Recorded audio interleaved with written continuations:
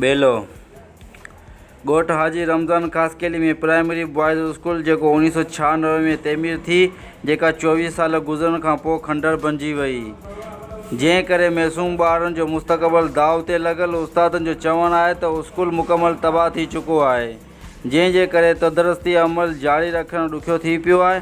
होॾां ॻोठाणा हाजी गुलशेर ख़ासकेली, अली असगर ख़ासकेली, अकरम ख़ासकेली, मुनीर ख़ासकेली, शबीर ख़ासकेली ऐं ॿियनि साफ़ियुनि सां ॻाल्हाईंदे चयो, स्कूल जी बिल्डिंग मुकमल तौरु तबाह थी वई आहे, जंहिं करे ॿारनि जी तइलीम मुतासिर थी वई आहे। तबाह हाल बिल्डिंग सबबु ॿारनि जो मुस्तक़बिल दाव ते लॻल आहे। हिननि सिंध हुकूमत एला अख़्तियारनि खां मुतालबो कंदे चयो त नई बिल्डिंग तइमीर करे ॾिनी वञे, ॿारनि जो मुस्तक़बिल बर्बाद थियण खां बचायो वञे। रिपोर्ट हनीफ़ गोटो, शाहीन न्यूज़।